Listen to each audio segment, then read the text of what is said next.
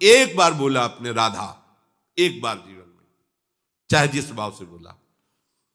और जब आप मरोगे तो वही यमराज स्वरूप है, वही धर्मराज स्वरूप है। धर्मराज बड़ा शांत गंभीर स्वरूप, महान वैष्णव, और यमराज बड़ा ही विकराल रूप। पापियों के लिए यम है और धर्मात्माओं के लिए धर्मराज है।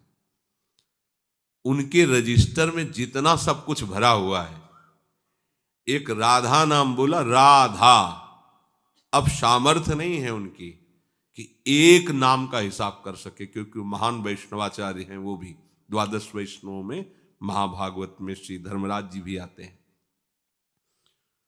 वो प्रभु के नाम की महिमा को जानते हैं। एक बार तुम्हारे जीवन में यदि नाम लिख गया है, किसने बोला था या सुना था, तो दुर्गति शब्द तो खत्म हो गया तुम्हारे जीवन का। विश्वास कर लो, ये दुर्गति शब्द नहीं रहेगा। एक नाम, बस सबसे बड़ी बात है कि इस पर विश्वास की आवश्यकता है। बिन विश्वास भगति नहीं, ते बिन द्रवहि न राम। राम कृपा बिनु सपने जीवन लह विश्राम। एक बार, कई बार सत्संग में सुनाया है कि दो भाई थे। एक भाई धर्मात्मा और संत सेवन, साधु महात्माओं को देखते ही उनके चरणों में प्रणाम करना, आदर पूर्वक विनय पूर्वक घर लाना, उनका पाद प्रक्षालन, चरणोदक उतारना, उनकी पूजा करना, सुंदर भोग पकवान बना के उनको पवाना, आदर सहित विदा करना। उनका जो भाई छोटा था, शराब पीना, मांस खाना, गंदे आचरण करना और अपने भाई का भी विरोध करना, साधुओं को देखते ही गाली देना, ऐसा। दोनों की अपनी अपनी वृत्तियां। बड़े भाई को अंदर से बड़ा कष्ट होता।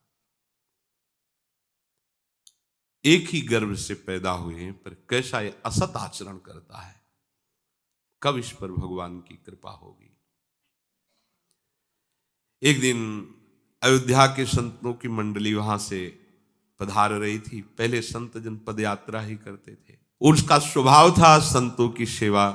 विनय किया तो संत श्रद्धा देखते हैं, उनके आदर भाव को देखकर घर गए।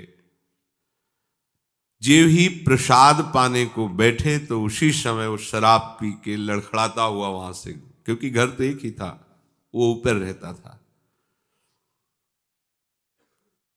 पहले ही संतों से कहा, प्रभु नाराज मत होना, ये हमारा भाई पर ऐसे कुसंग को प्राप्त होकर दुष्ट स्वभाव वाला हो गया है। वो संतों को गाली देते हुए ऊपर चला गया। प्रसाद पवाया और घुटने टेक कर कहा, प्रभु क्या इसका भी उद्धार हो सकता है। तो उनमें जो मुखिया थे संतों में, उन्होंने कहा, आप चिंता मत करो, भगवान के नाम में बड़ी सामर्थ्य है। अभी हम उपाय कर देते हैं जिससे इसकी दुर्गति नहीं होगी। संतों से कहा, तुम इनके घर से बाहर निकलो। तो शंख घंटा नाद करते हुए निकले। उसको कमरे में पता चला शंख घंटा नाद से कि संत जन गए। तो अपने भाई को गाली देने के लिए कमरे से जो ही बाहर निकला तो जो मुखिया संत थे वो खड़े ही थे। वो बाल ब्रह्मचारी उठा पटक दिया उसको। वो नशे में ही था, छाती में चढ़ के बैठ के बोले, बोल राम राम। नहीं बोलेगा तो जान से मार देंगे, बोल राम राम। वो नहीं बोलेगा, वो गर्दन था, बोल। उसने सोचा कि बोल देने से प्राण बच जाएंगे, इतना तगड़ा बाबा जी ऊपर बैठा है, ज्यादा देर बैठा रहा तो फिर तो राम राम बड़े ऐसे ही उपहास पूर्व या अश्रद्धा पूर्व राम राम। उठ के बोले, बेटा इसकी कीमत कभी मत लेना। बोले, चल कीमत मत, चलो। अब वो तो जानता ही नहीं ना प्रभु के नाम और प्रभु के भक्तों को। नीचे उतर के आए, उन्होंने कहा, विश्वास करना मेरी बात का, अब इसकी दुर्गति नहीं हो सकती। कुछ समय बाद उसको कैंसर हुआ, शरीर में भयानक पीड़ाएं, शरीर पूरा हुआ। यमपुरी में पहुंचा। यमराज जी ने पूरा हिसाब उस सेकंड के कम हिस्से में देख लेते हैं। अब ये तो सीधे नहीं कि जाओ रो रो में डालो, क्योंकि 2 बार नाम लिया। उनका भाई तुम्हारा पूरा हिसाब जो है नर्क वाला है, बस एक मंगलमय कार्य हुआ। संत के द्वारा प्रेरित होकर 2 बार तुमने राम राम कहा, बोलो तुम इसका क्या सुख चाहते हो, जो चाहोगे तुम्हें प्राप्त हो जाएगा, फिर तुम्हें ये नरक भोगना पड़ेगा जो पाप कर्म किए। संत की वाणी अमोघ होती है। उस समय भी उसकी स्मृति में आया कि बेटा इसकी कभी कीमत मत लेना। ओ, बच गए, नहीं तो पहले हिसाब अगर मिलता तो हम समझ ही नहीं पाते। पहले तो हिसाब ना, तो मुझे पता तो होना चाहिए कि इसके बदले में क्या दे सकते हैं आप, नाम के बदले में आप हमें क्या दे सकते हैं। भाई कीमत तो हमें पता हो तब हम हाँ बोले। हमें पता ही नहीं इसकी कीमत क्या है, इसका सुख क्या है। हाँ, पर इसकी कीमत हम तो नहीं बता सकते हैं। त्रिभुवनपति देवराज इंद्र हैं। ध्यान किया देवराज इंद्र तत्काल कैसे धर्मराज जी, बोले समस्या है, ये पापी है, पूरे जीवन अत्याचार दुराचार करता रहा, संत से प्रेरित होकर 2 बार राम राम बोला। अब ये कह रहा है कि इसकी कीमत क्या है, क्योंकि इसका फल देना पड़ेगा। प्रभु के नाम का फल, ये तो हमारी सामर्थ्य नहीं कि हम इसका। सृष्टि विधाता भगवान ब्रह्मा जी, तो उनको तो बुला नहीं सकते क्योंकि परमेष्ठी पद में इनको जाना पड़ेगा, वो बड़े पद के हैं। धर्मराज जी देवराज जी ब्रह्मलोक पहुंचे। बीच की बात की जब कहा उनसे कि जीवात्मा से चलो साथ, कहां, बोले हम लोग तो निर्णय नहीं कर पा रहे, ब्रह्मा जी करेंगे। तो बोले ऐसे थोड़ी जाएंगे, वो बहुत चतुर था। उनका पालकी लाओ, उस पर बैठ के जाएंगे। उसकी पालकी में एक तरफ देवराज इंद्र, एक तरफ धर्मराज। बोले जितने तुम्हारे भयावने दूत है ना, ये हमारे सामने भी नहीं आने चाहिए। शासन कर रहा है, 2 बार नाम सब। ब्रह्मा जी ने कहा कौन सी लीला हो रही भाई, कौन सा महाभागवत आ रहा है इतने सम्मान से। बोले प्रभु महाभागवत नहीं, महापापी है, 2 बार ये संत के कहने से राम राम बोला है। आप पितामह हैं, संपूर्ण सृष्टि के विधाता हैं, क्या फल इसको दिया जाए, क्योंकि सारे फलों का लेखा जोखा आपके हाथ में प्रभु। इसको 2 बार राम राम कहने का क्या फल। दाढ़ी खुजलाने लगे ब्रह्मा जी की। क्या भगवान का नाम है होश में, ऐसे थोड़ी फाइनल में बोल सकते हो आप, होश में प्रमाणित।